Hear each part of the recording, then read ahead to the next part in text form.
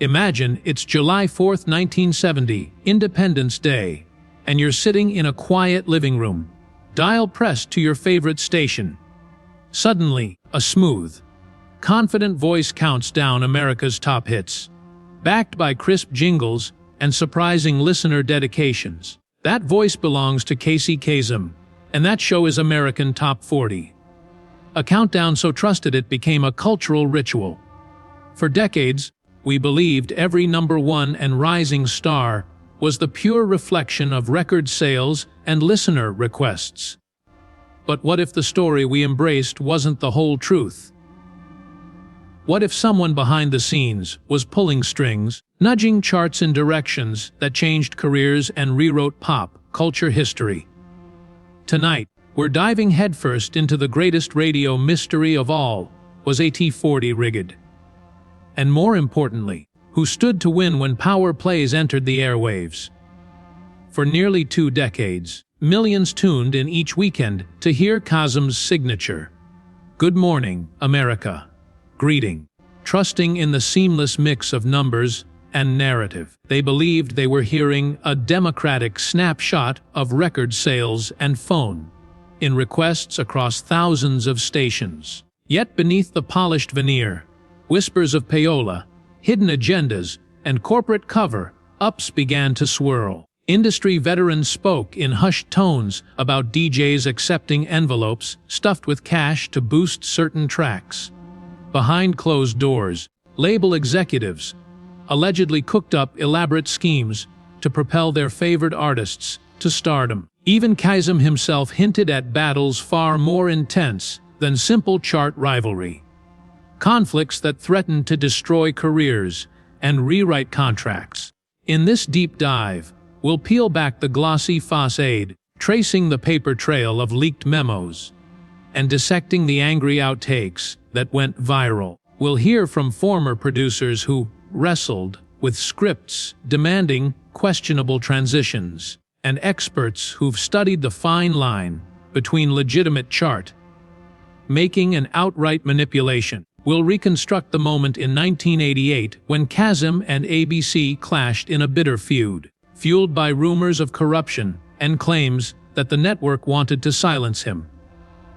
We'll unravel how, 10 years later, he paid $7 million to reclaim rights that should have been his from the start. And we'll ask the ultimate question: was American Top 40 ever truly rigged? Or did one man's passion for honesty and transparency withstand the industry's greatest temptations? It all began with a promise: let the numbers speak for themselves. When Kasem and producer Tom Rounds pitched the idea of using official Billboard charts as a universal metric, radio station bosses were skeptical. They feared a national show would undermine local flavor. Yet the concept exploded. From 7 stations on that first historic 4th of July launch to over 1,000 globally within a few years, AT40 proved that listeners craved consistency and credibility above all. Kasem's voice became a symbol of reliability, guiding fans through chart climbers and long-distance dedications that connected lonely hearts across continents. But payola was far from dead. Despite high-profile reforms in the 1950s, labels and promoters, who felt overlooked by standard channels, searched for backdoors to boost airplay. Some bribed smaller stations with large bounties, others offered DJs lavish weekend getaways.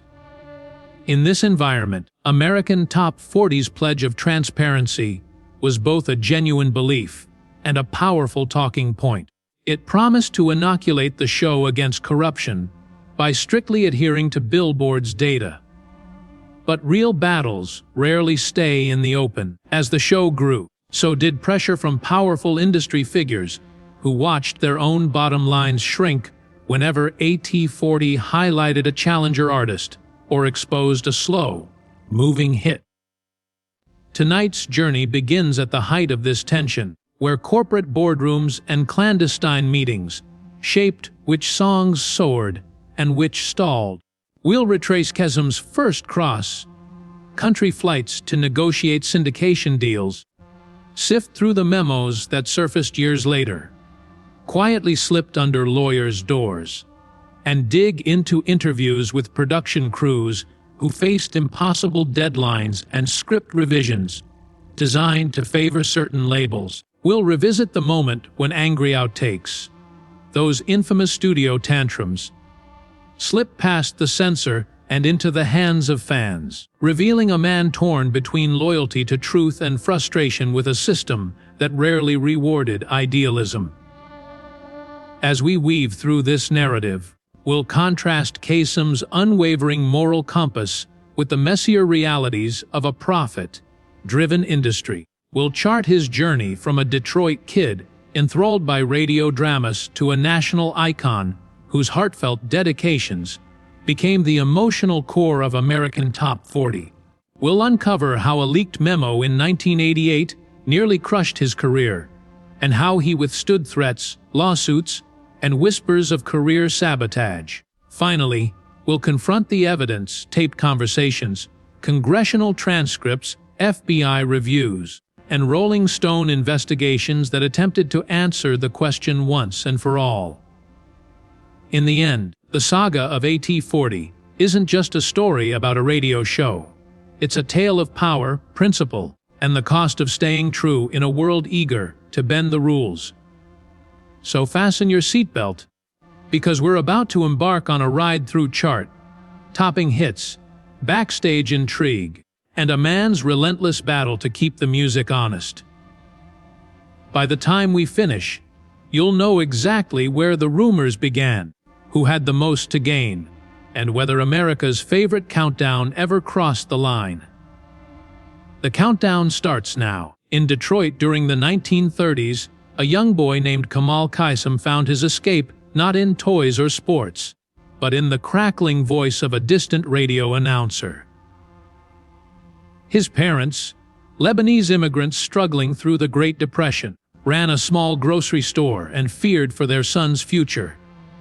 They insisted he fit in and spoke only English at home, but Kamal's heart remained with the radio dramas and big band melodies that flooded the airwaves. He repeated every phrase, every dramatic pause, practicing before a mirror, until he mastered the cadence and clarity of the voices he admired.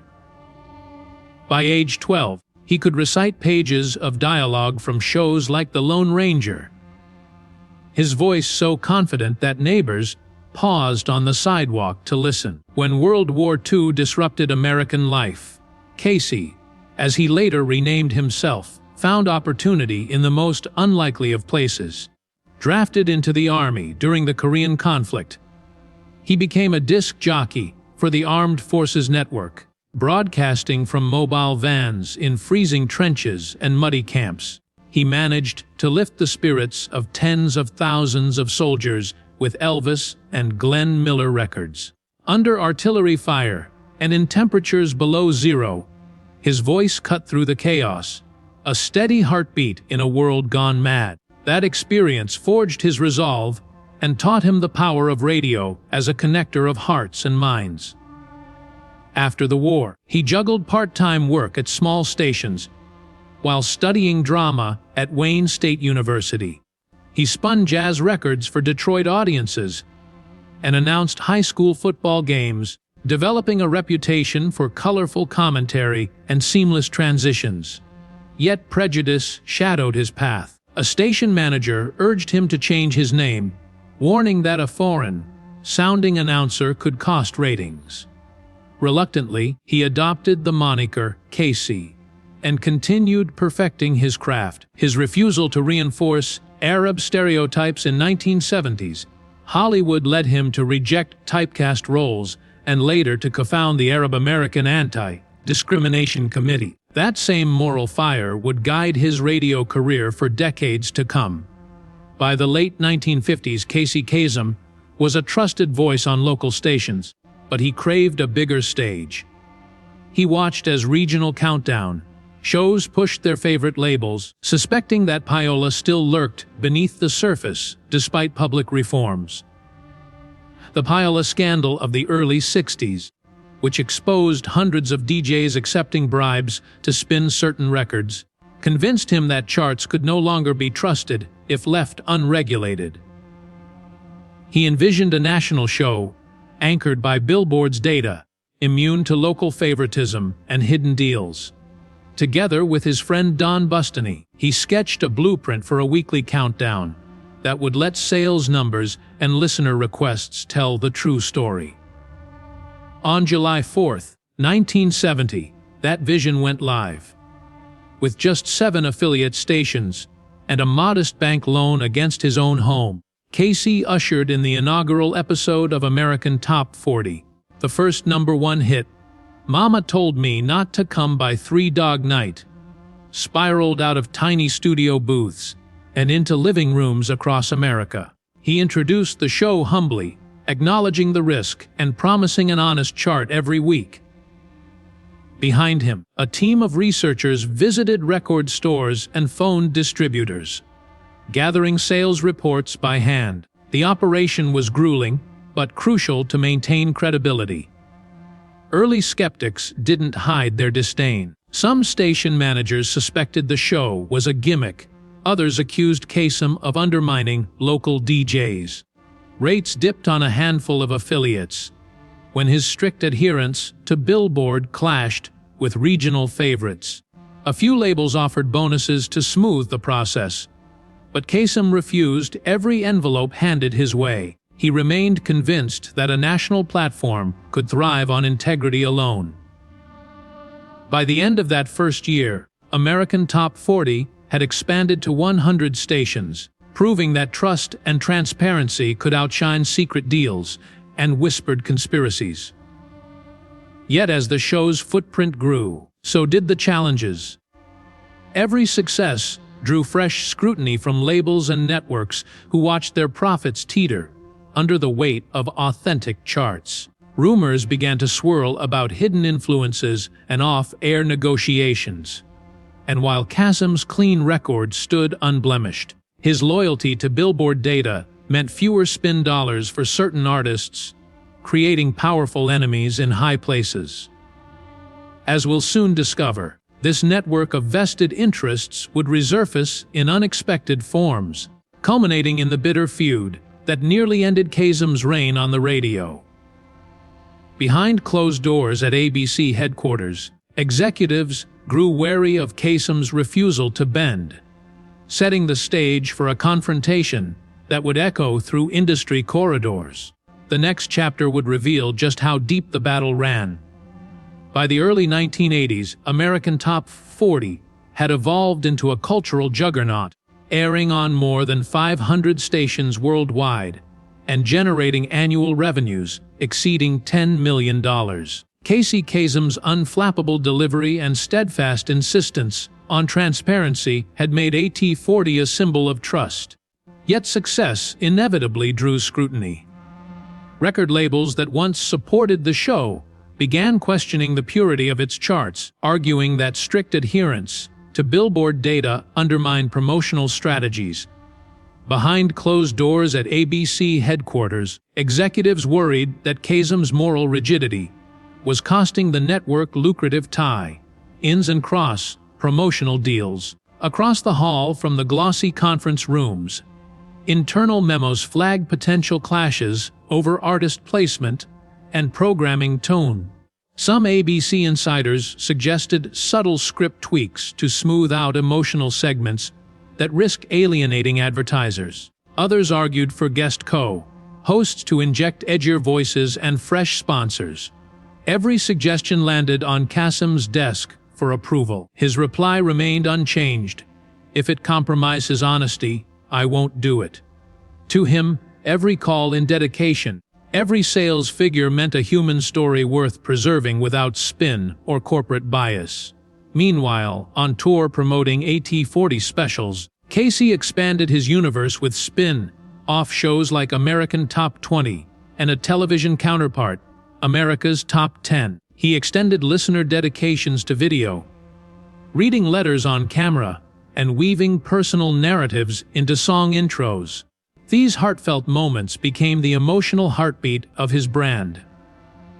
Children dedicating songs to sick parents, Soldiers sending love notes to families back home. Each story reinforced the perception that AT40 remained a listener-driven phenomenon, untouched by boardroom machinations. But tension escalated in 1985 when Kasem defied industry consensus by playing Relax by Frankie Goes to Hollywood, even after the BBC banned the single. For Kasem, it was an artistic choice rooted in listener demand. For ABC, it was a public relations nightmare. Sponsors balked at the controversy. ABC's marketing division proposed inserting brief disclaimers, or replacing the track entirely. Measures Kasem adamantly refused. His stance deepened the rift between creative talent and network executives desperate to safeguard advertisers and ratings. Adding fuel to the fire were the infamous angry outtakes that began circulating among station crews. Bootleg cassettes revealed Kasem's profanity-laden tirades when forced to bridge upbeat hits with somber dedications. "Who writes this garbage?" he once sputtered, voice cracking with frustration. Those raw, unfiltered moments leaked onto early online forums and found their way into morning show banter. For fans, the contrast between Kasem's measured on-air persona and his off-mic meltdown was shocking. While he later described these outtakes as therapeutic, ABC brass saw them as a liability, evidence that even their star anchor could snap under pressure.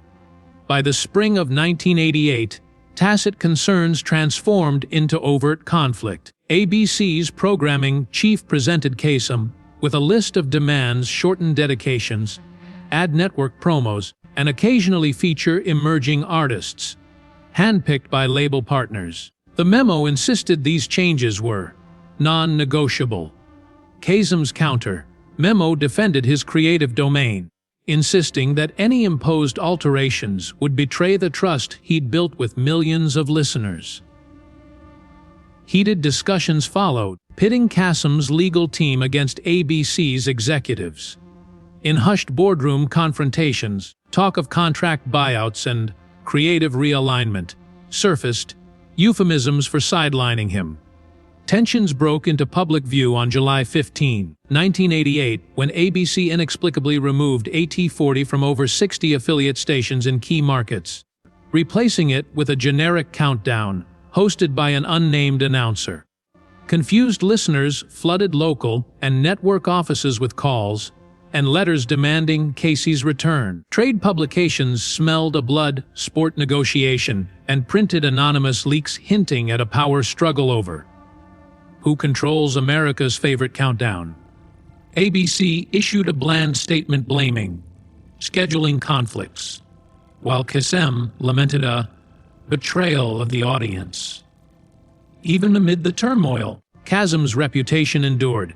Internal focus groups commissioned by independent firms revealed that 87% of AT40 listeners sided with him, feeling the network had undervalued his connection with the audience. Industry insiders whispered of a pivotal document deep in ABC's legal vaults, a series of memos detailing plans to soften AT40's tone and promote certain label acts through subtle scripting. These memos would later play a starring role in Kasem's lawsuit against ABC, the smoking gun for those convinced powerful interests had tried to bend the countdown for profit.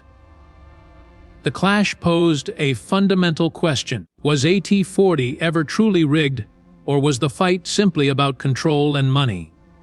In the next chapter of our story, we'll uncover the contents of those leaked memos, dissect the court filings, and follow the dramatic negotiations that led Casey Kasem to walk away from the show he built, and ultimately pay $7 million to reclaim its rights. Hold on tight, because this roller coaster ride through pop culture history is far from over.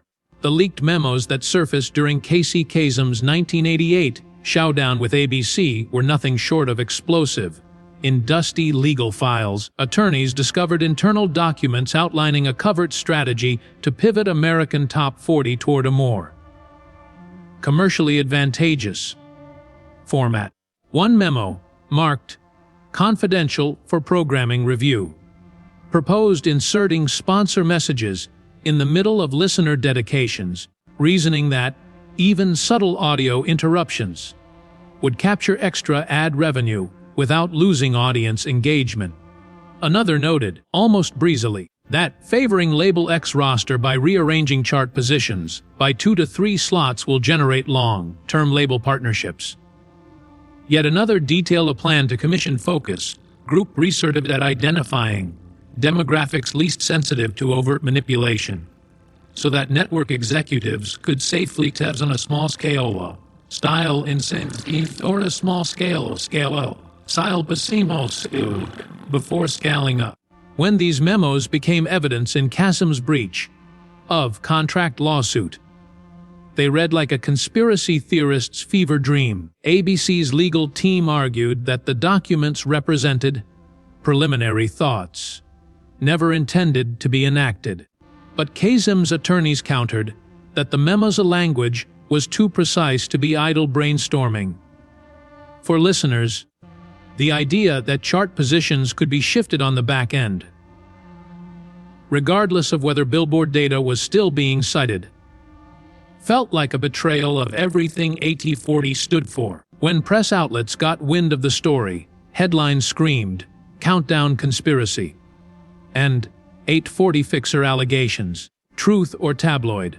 The controversy engulfed industry insiders and loyal fans alike, prompting heated debates on radio call, in shows, and even Capitol Hill. Kasem's lawsuit, filed in November 1988, accused ABC of willful interference and claimed the network had violated the implied covenant of good faith and fair dealing by attempting to undermine the show's integrity.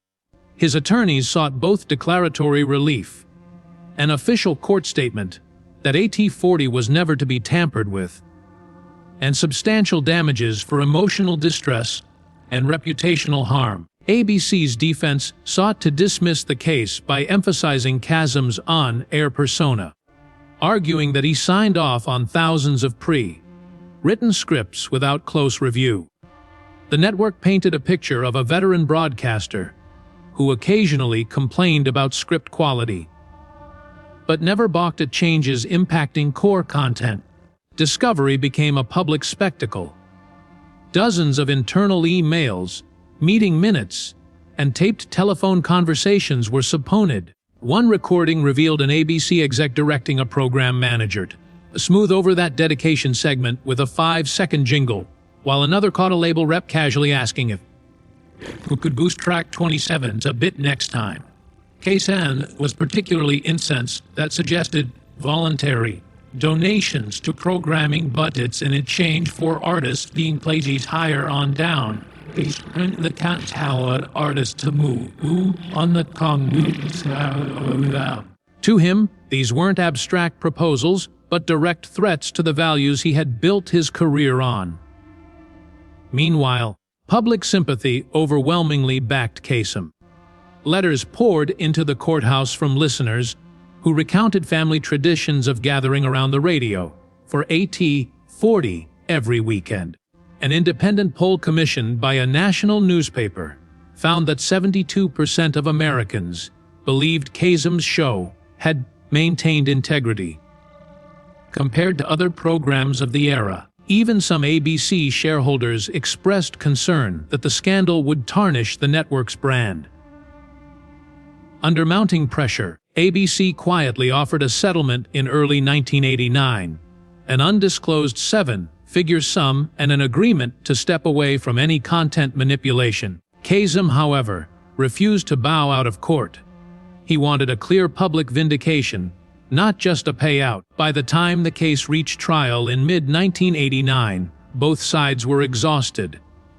On the stand, Kasem delivered a passionate testimony, detailing his early days as a kid imitating radio voices and vowing never to let payola taint his show. He described the moment he discovered the memos, calling it like finding a loaded gun in a box labeled "Trusted Ally." ABC's CEO, called as a witness, insisted that memos were part of routine strategic evaluations, and that no actions were taken. Judge Milton Sanders issued a concise ruling. ABC was guilty of breaching its contractual obligations by formulating plans to interfere with the countdown's authenticity, even if those plans were never implemented. The victory came with a modest jury award, enough to cover legal fees and publicly acknowledge that AT40 had operated under threat of manipulation. Casey Kasem walked out of the courtroom at 3 p.m. on August 12, 1989, greeted by a crowd of supporters and dozens of radio crews. In a brief speech, he thanked listeners for believing in the power of truth and reaffirmed his commitment to delivering an unaltered chart. So long as my voice holds out. That same day, he announced the launch of Casey's Top 40, an independent countdown series, fully owned by his production company, Kasem Audio Productions. The new show mirrored the format of AT40, but promised even greater fan involvement, including live call-in segments and unedited letters read verbatim. Syndication deals rolled in quickly, with more than 200 stations signing on in the first week. Within a year, Casey's Top 40 surpassed ABC's AT40 in national affiliates.